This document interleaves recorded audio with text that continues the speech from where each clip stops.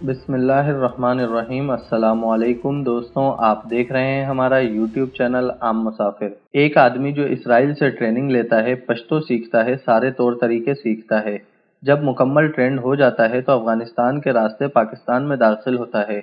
पाकिस्तानी पश्तो लिबास में पश्तो पठानों की तरह बोलता है, लिबास इन्हीं की तरह पहनता है, नस्वार तक रखता है, कहवा पीता है, कबाब खाता है, पाकिस्तानी शनाख्ती कार्ड रखता है, हुलिये से भी पाकिस्तानी लगता है और यहाँ काम करना शुरू कर देता है। खुद कुछ हमले करवाता है, पहले से मौजूद एजेंटों के साथ राब्ते करता है। बन्नू में मौजूद एक यहूदी जो आलिम बना हुआ था, इससे मदद लेता है, जो वहाँ मस्जिद और मदरसा चला रहा होता है।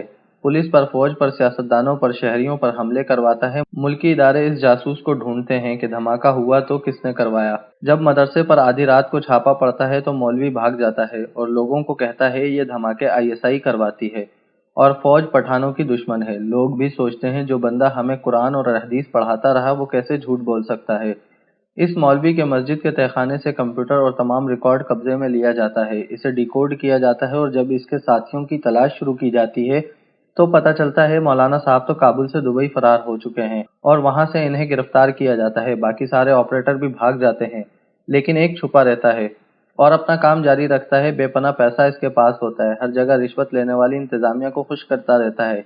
लेकिन एक जासूस जो इसे पहचान लेता है और मकामी पुलिस से मदद मांगता है, लेकिन किसी न किसी तरीके से पैसों के जोर पर इंटेलिजेंस फोर्स के पहुंचने से पहले फरार हो जाता है और काबुल के रास्ते अमेरिका भाग जाता है।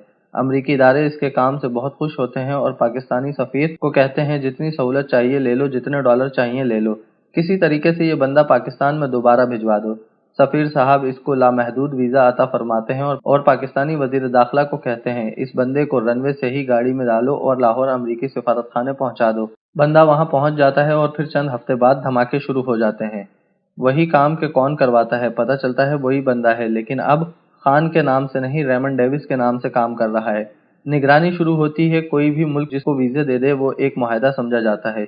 इसको कैंसिल आसानी से नहीं किया जा सकता। अगर इसे निकालते हैं तो इसके बदले एक इंतहाई आदमी अमेरिका से बाहर कर दिया जाएगा। कैद आप इसे कर नहीं सकते, सजा इसे दे नहीं सकते, आपकी सल्तनत ने इसे तहफ़्फ़ुज़ का लिख कर दिया है। फिर क्या हल है? निकाल आप नहीं सकते, कैद आप नहीं कर सकते, गोली आप नहीं मार सकते। तो अगर वो अक्लमंद हैं तो क्या और लोग नहीं हो सकते? फिर इसके पीछे दो बंदे लगा दिए जाते हैं। वो जो ही एम्बेसी से निकलता है वो मोटरसाइकिल पर इसके पीछे। वो बंदा अपनी तमाम चालाकियों और होशियारी के बावजूद मफलूज होकर रह जाता है। इसके मालिक रिजल्ट मांगते हैं, धमाके करवाओ, वो हिल नहीं सकता। जो इसे मिलने जाता है दो बंदे इसके पीछे लगा दिए जाते हैं। जिस वर्कशॉप में बज़ाहिर एक मिस्त्री जो कि मुकामी है और इसके लिए काम करता है, इसे बारूदी मवाद गाड़ी में फिट करने के इल्ज़ाम में अंदर कर दिया जाता है। हर इसका मुकामी साथी या गायब कर दिया जाता है या गिरफ्तार कर लिया जाता है।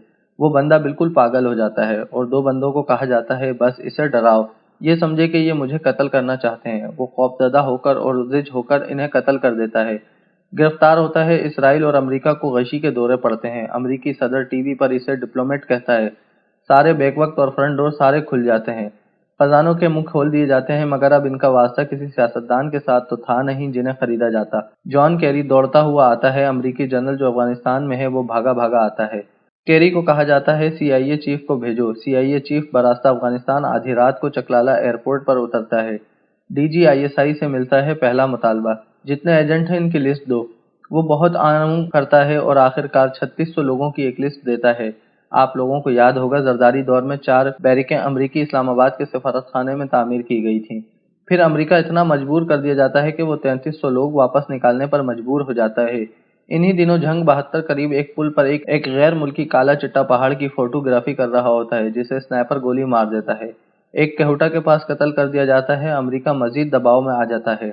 अमेरिका फौजी मरकजी और सूबाई हुकूमतों के पांव पकड़ता है। फौजी क़यादत कहती है हमें F-16 के लिए नाइट टारगेट को हिट करने वाली किट्स चाहिए।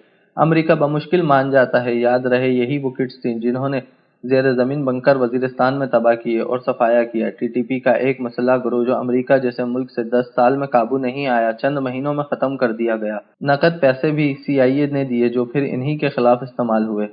नेवी के लिए मिसाइल, आर्मी के लिए टारगेट डिटेक्टर्स और लातादाद असलहा जो सिर्फ एक जासूस के अवज मिला। यह सौदा पैसों के लिए नहीं बल्कि हजारों पाकिस्तानियों की जान बचाई गई। इस नेटवर्क को टूटने के बाद लाहौर में कोई बड़ा धमाका नहीं हुआ।